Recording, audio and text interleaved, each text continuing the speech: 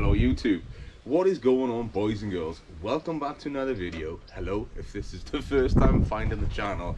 So this is me having a little bit of chat with you and also filming the response to the questions that you asked me on the Q&A. I thought it's about time that we get that done. Bunch of you commented on the YouTube video, bunch of you commented on Facebook, so this is going to be that. So it is currently Bank Holiday Monday when I'm filming this. I'm actually having a rare day off, so I thought, why not share a drink with all my friends back home? It's a good thing to do. Weather is wonderful as well, don't get me wrong. It's a little bit windy, so any wind noise, I do apologize. I know my shed roof is flapping around a little bit, but that's all right. Anyway, before we get into it, we're gonna start it with the big G. Now don't laugh at the way I pour Guinnesses, right? I've tried it various different ways over the years, and for me, this way works the best, right? I know you should, in theory, let it settle one or two times, but for pouring out of a can, you watch now, this won't be too bad of a Guinness. There we go. So that's out. We let that settle a little bit. Not bad. Anyway, so let's get into it. We'll read some of the YouTube ones first, and then we'll go and read the Facebook ones and vice versa. So yeah, let's start at the top basically. Actually, before we get into this, have you all had a good Easter holidays? What have you been doing? Explorers, what have you been exploring? Toy friends, what have you been collecting? What have you purchased? Dealers, what have you flipped? All that good business, anything in between. If you've been anywhere cool, interesting, drop it in the comments below, you know. It's always good to catch up with you all back home. But anyway, no particular order, I'm literally reading it off the YouTube comments the way it comes in. Maverick said, love the variety of the channel. Do you ever buy and sell Britain's detailed motorbikes and military figures? They're hugely popular. Right, Britain stuff is right. I like to see myself as someone, obviously vintage toy dealer for 15 years. I like to kind of specialize in corgi dinky matchbox spot on. In many ways, my personal favorite things that I also collect. So I don't go out my way to look for Britons. However, when they do come in, you're right, every time Britons come in large collections, they sell really well. Soldiers, I don't really get involved with too much. I've like doing it this amount of time that I have. You have friends that you can, you know, dealer friends, like, right, I've got this has just come in, it's not really what I do, you can have it, give me a small drink on it, you can go make the profit. That's what happens a lot of the times. We network, and then dealers, you know, they get the old corgi and dinky stuff in, my sort of stuff. Yo boss, I've got this, you know. And to be fair, what I love about being a vintage toy dealer, you never know what you're gonna get until you get that email or that phone call. Just look at the last couple of weeks. 2 collections, 1,300 models. Blown my mind. Like, I'm still going through them now at the minute. I haven't listed this amount of stuff on eBay in years, but it's been fun. So the answer to that, Maverick, I get them occasionally when they come in with collections. I would try and split the G, but it's not far above the G, so we'll just sip this one. Oh, I do like a Guinness. Anyway, as we keep going. Now, John says, hi boss, you got some really good ideas planned and the videos are always fantastic. Thanks for all the videos you've already done and the coming stuff. It'd be absolutely amazing. Have a great weekend. John, I got to give an extra special thanks to you because without a doubt, you take the time to comment on every single video. You always leave such nice, positive things, and honestly, it just makes me smile when I read them. That's for all of you, Matt, all of you, but I appreciate the big love and just support, and just all of you back home that leave regular comments. It's really nice to see, and it's like, you know, part of this community. I feel like we're all part of something on this channel. I know that might sound a bit weird, but anyway, I appreciate it. Now, Amo just said, I like your videos, pal. If you can make videos about 20 mins, is always a good watch. Explain in detail more with the cars and have a good look over them. See if they can be saved. It's what people like watching. Cheers, bro. Honestly, I understand exactly what you're saying. I'm going to try and do longer videos. It's depending on who I'm exploring with on that day, if you don't know. I got friends that explore a little bit longer when we're at locations, so I got the time to go around and film it all. But don't forget, when I'm there also, I'm filming the YouTube video. I'm also then filming shorts on my phone in portrait mode for TikTok and stuff, and obviously for YouTube, Instagram.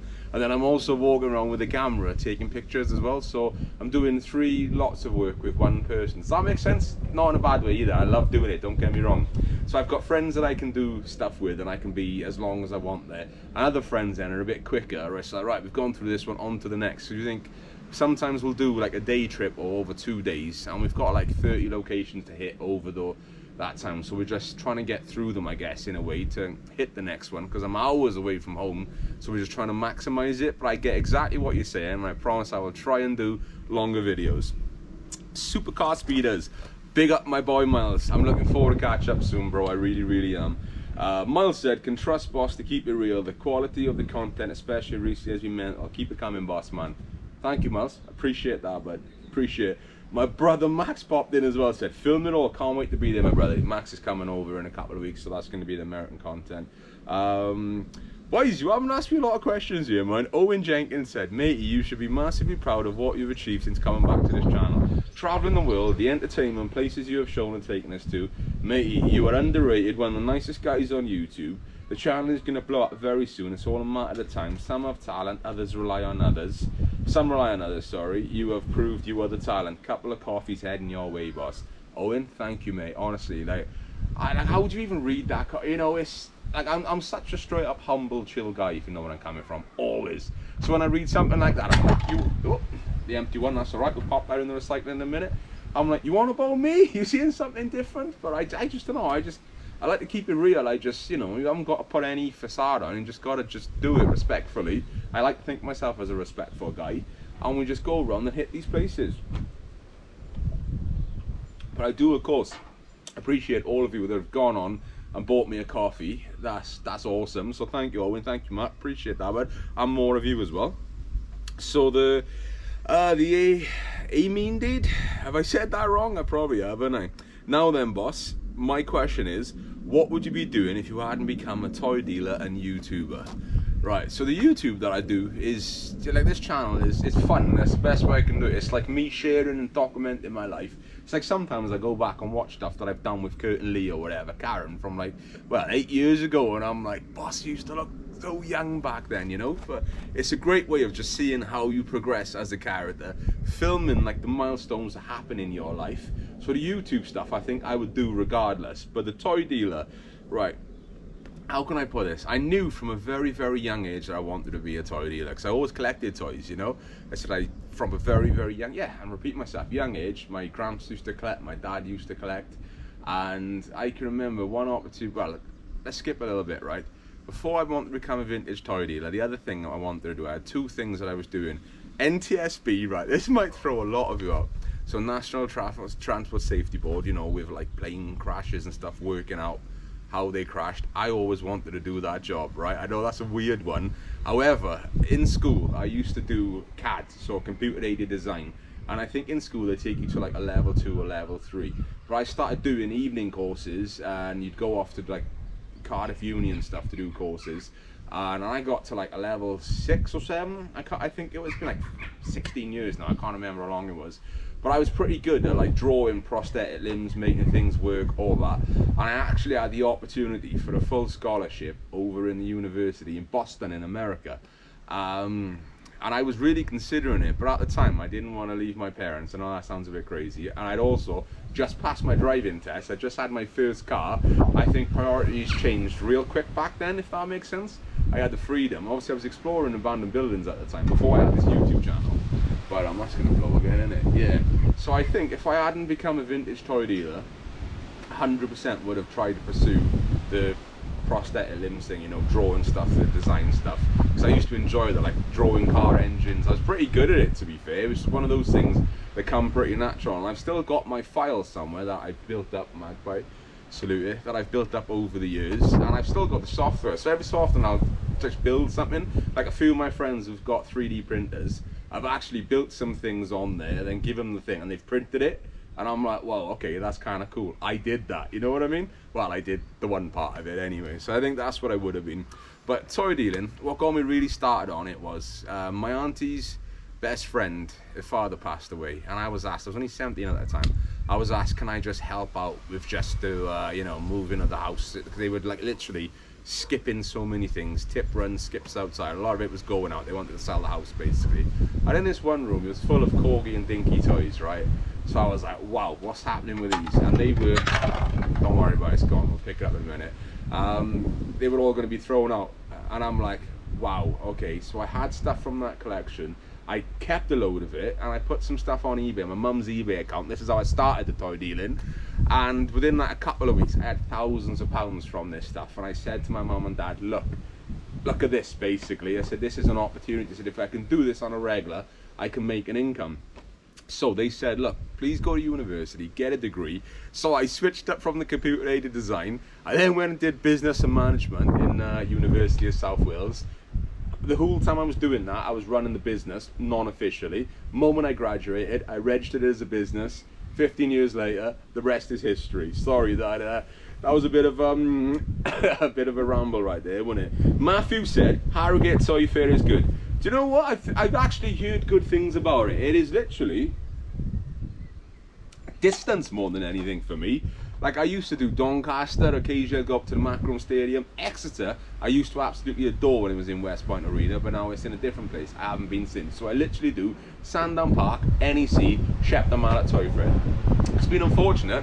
I've missed the last 2 NEC Toy Fairs. One after Christmas, my buddy passed away. Don't want to talk about it, but that happened.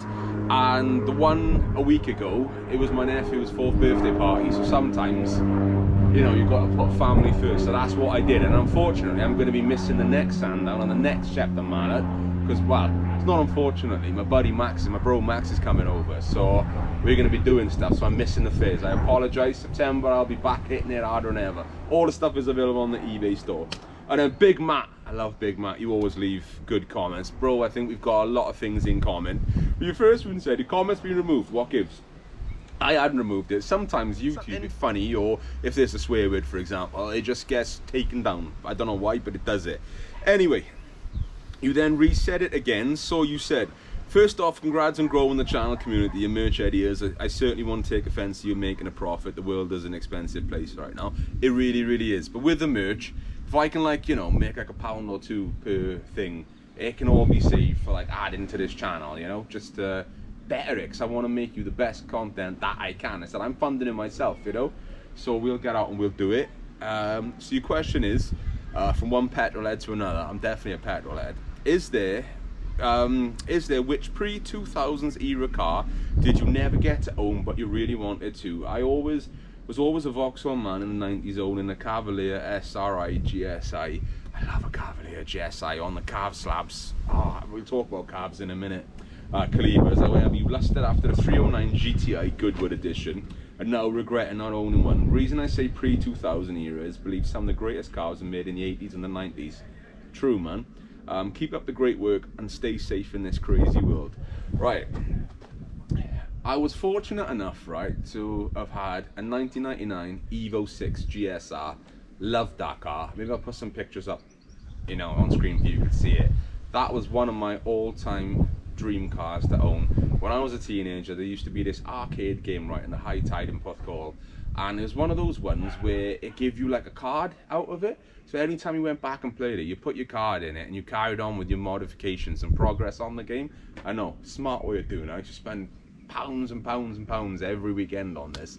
My friends did too, and I always drove a Scotia White Evo 6, and so owning that car was an amazing opportunity. However, it's one of those cars, the idea of owning it is actually better than owning it, if that makes sense. It is so, what's the right word, anytime you give that car a bit of beans, no matter how well it's built, you'd break it. Like I blew the boost actuator, went on it. It broke down about 4 or 5 times when I had it. Not that I said that on social media, because I'm one of those ones, you know, there's enough negativity in the world. I don't share that stuff. So yeah, the Evo was a fun one. BMW E30s. I've grown up around E30s, you know, family, friends owning them. And that was a car I always wanted. And for me, the sweet spot on an E30 is a H-plate, 1990. I've owned 4 of them. And yeah, 4 on a 1990, and then the 325iX that I had a couple of years ago from Japan, that was an 88. But I prefer like the facelift ones, if you like, not the earlier chrome bumpers. I think they look amazing. So I've been fortunate enough to have had that. But one car I always lusted after, and I still do you know, I've never owned a Ford. Not that I've got anything against Fords, it's just, it hasn't worked out for me, I guess. But an RS Turbo. I've always wanted an Escort RS Turbo. Again, my friend's brother growing up had one, 2 fans on the front because they used to overheat in that like grey colour. God, I can't was good. That car was really good. That's a car I would absolutely love to own now. Like I said, I've grown up around Fords. My old man used to have all the fast Fords back in the day. Cool cars. I've kind of missed the sweet point with them now because they're all so expensive. Do you know what I'm saying, man? But yeah, what else? There's so many things that I'd love as a car person. Like, I know I've been doing it over the last couple of years. Before I have a child and stuff and big mortgages, I've been trying to tick off all the cars that I've wanted, just to say I've kind of done it and experienced them. So yeah, pre-90s. I don't know, I've always wanted to own a Volkswagen Carmen Gear as well. Obviously Volkswagen, man, I've had a lot of Beetles. And yeah, I think that's where I'm at. But I know what you're saying on the Cavaliers. I used to have a friend of mine, I'll say his nickname, Oddball. He used to have an SRI Cavalier with a red top in it, and I think his speedo went up to 160, and on Mexican highways the speedo on that thing would be down here somewhere, you know, quicker than like 530 diesel Beamers at the time, and it was a very, very fast car. So yeah, that era, the max power era, right, I'm 100% on board with it. I understand it, I get it, that's me. Sorry if I'm taking too long in these responses to you all as well, I apologize. Let's have a sip of that. But I think that's actually, let me just go to Matt once. Yeah, that's all of the YouTube ones, so let's go on to the Facebook ones. Now, Brett said, what's the wish I'd kept the car list? I don't know. Cars have always been my thing, right? I don't drink more than obviously a couple of occasional drinks. I've never wasted money on other things, you know, I don't smoke, all that stuff, not that I got nothing against it. And cars have always been my thing. I've always wasted money on cars, but I've always been quite smart at the same time, where you get a vehicle, own it like 6 months, sell it on, you don't lose nothing, you can put it into something else, you know what I mean? So, you know, I've ticked off some cool lists, like M4 competition, M3s, etc. The car I wish I kept the most, obviously, is my 65 Beetle Bundy, and I didn't realise, see, even they agree, I didn't realise until I sold that vehicle exactly what it meant to me. And even now, I've tried to purchase it back off the girl, and I've said, look, please, if you ever do sell it, I want to buy that car. I want it back, it belongs with me, should never have sold it. But the truck is filling a big void in my heart at the minute now, so that's awesome. But yeah, I wish I kept that. The Evo, I can live without. The Toyota Chaser was cool. The Toyota Chaser was very cool. But yeah, do you know what? Beetle is the only thing I really wish I kept. I've grown out so much, like I feel like I've developed so much as a person, heart to heart to you all. I ain't bothered about the other stuff anymore. Strange, innit? I know. Anyway, I can't say what Nate Mate and Caleb said. You're both a pair of, you know, so Mr. to you two, innit, the pair of you. We can't put that in YouTube.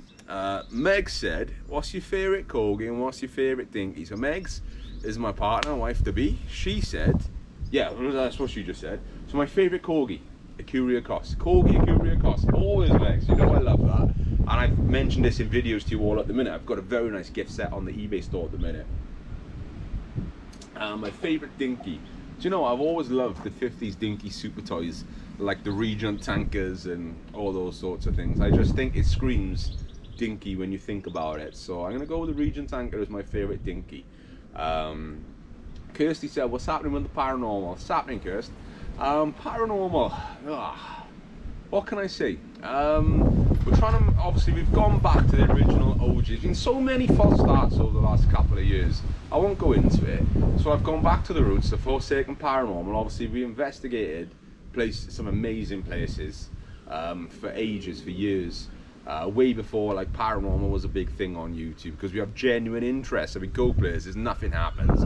The video goes out, you know. There's so many people that just fake it on YouTube now, just do it for the views. It's the wrong way of doing it. However, the price increases on places have gone bonkers. I know my boy Kurt mentioned it in a video the other day with the Ancient Ram Inn.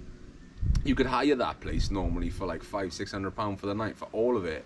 Now Caroline, who owns it, is asking £3,500 for the whole building for the night. It's like, you know, wouldn't you rather hire it out to more people than just the odd occasional one every couple of months? But I don't know, Paranormal is gonna happen. It's just, I know I've been very busy with this channel. We've all been busy in our different ways, and we just got to make it work at somehow. We'll work out the politics and we'll get it done. Anyway, it's gonna happen. James said, what's the favourite vehicle that you've owned? 65 Beetle, James. Bundy, always 65 Beetle. And this truck is awesome. Aaron said, do you still like the car scene? Tricky one, Aaron. As I said, I just feel like I've grown and matured so much as a person. I got nothing against the car scene. It's just not for me anymore. You know, I like the breakfast meats, the chilled ones, the hooligan stuff. Do you know what? In many ways, I wish I wasn't a part of it. That's the best way of saying it. But there we go. It was an era that happened, and I can learn from it. And I said, no disrespect to any of you. I know there's a lot of car people on here that watch this from the cruises, and I got, you know, big love to you all, respect for all of you. It's just, it's not my thing anymore. I'm back on here doing the abandoned buildings, what I love doing. Is that a good way of saying it? Colin said, what's your favourite Explore? Oh, that's a question, mind, isn't it? Favourite Explore? Do you know, I've had so many over the years for different reasons. Like, I will always remember Denby Asylum, the very first time with Kurt and Lee, of course the Elwyn days, just being there, doing it all. Like, obviously we've had police there as well in the past. They weren't allowed to come into the buildings. Elwyn was just a maniac with his dog that would let her off and bite people. But I'll never forget Elwyn rocking up just as we were finishing it the first time, and the three of us just absolutely bolting it out the front and just getting out with it.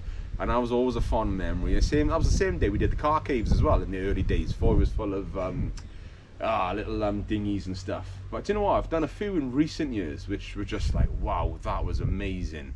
Yeah, I don't know. Let's just say Denby then. Is it Denby as a favourite Explore? But I've done, what have I done? I've done so much recently that have been like, wow, okay, you know what I mean? Especially the car graveyards. I especially love doing car graveyards. If I can keep those up, I know I've got a couple planned that I'm going to be visiting very soon. I'm trying to keep the Monday car graveyard videos up. Anyway, Graham said, do you ever get scared in locations? Do you know what, Graham? I don't think about it, bud. Like, over the years, I've met, you know, homeless people, which is unfortunate for them. Like, they got no option but to live there, you know. I feel for them, I really, really do. Like, I've shared my sandwiches in the past with homeless people. I've never met any real crazy people, if I'm honest. You've had one or two there.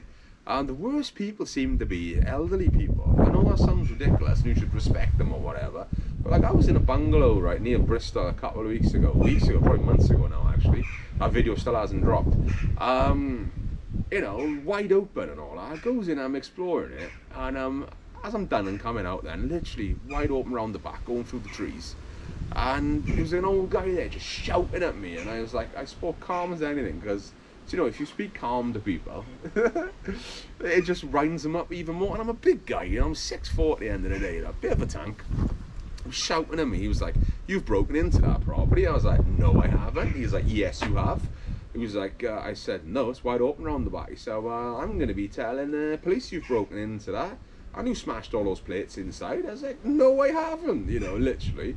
And he was doing all this stuff to me. And I said, you do realise that this camera is recording mine? I said, everything that you've said is on camera. I said, if you want to call the police, so that's completely fine. Because, you know, it's the trespassing laws, it's not a punishable crime, if you know what I mean. As long as if you haven't broken into anywhere, which I never would. Open door, open window, that's how I always go. You'll see I go to places on this channel and I'm just like, you have to walk away because it's sealed. That's cool, that's part of it, how it goes. And he said, we better get out here then. And I was like, right, okay, so have a good day. And then he started mouthing more to me. I said, oh man, I said, you're lucky you're 40 years ahead of me. Like, I said, I would take your head off, innit? As soon as I said that to him, he just like, oh, and stopped what he was doing, you know. But I don't know, I don't get scared. Like, sometimes you go places, they creep you out a little bit. Like Meat House. Again, I did that a good few months ago, but that hasn't dropped on the channel yet. And I just had vibes in that house which I just didn't like. And like, Karen was completely fine that was with me. I just, I don't know, there was just something about it. It was just, wasn't for me, and I was happy to get out of there. So yeah, I do get like a bit, not sensitive, but you do get a bit of a feeling sometimes, like, yeah, you almost don't feel alone in here. But I don't say it's paranormal, because I'm not one of those. It's just like, right, let's roll out. But that's all of the Q&A. I dread to think how even long this is, but we've done it, we've chatted about it. I've enjoyed a Guinness. Just thank you. Megs is, I don't know, doing something in the background, but there we go. But yeah, I've what can I say, I'm humbled all the time by the support on this channel. almost went. I gotta sort this table out. I've had new chip in, so I gotta level up a little bit. Yeah, absolutely humbled by the support, the excitement, and just the things that we're doing and seeing at the minute. And when I do this type of video, I feel like it's a bit more of a personal connection. I'm not saying I filmed too long on this, but I've never seen the GoPro turn off before like that. I'm guessing I did it too long. Wow, this is gonna be a long video. I'm sorry I rambled, didn't I? But yeah, when I do these types of videos, I feel like it's a bit more of a personal approach.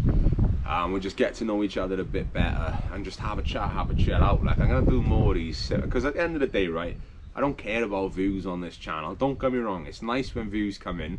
If anyone tells you not, then there's something wrong, right? You know, it is really, really nice. But it's my memories, it's my, you know, it's just sharing what I'm doing, it's having a chat, it's getting all of you lot involved. And yeah, that's enough rambling for one day. Let's finish this Guinness. Boys and girls, it's an absolute pleasure to be part of this community with you. And you know what? We'll wrap it up here. Stay tuned for many more amazing videos of all sorts coming soon. Keep it real. How about that? I don't know. It hasn't gone to my head, don't worry. Boys and girls, we're gonna wrap this up. I'll see you all soon. Until next time, you know exactly what to do. Bullshit.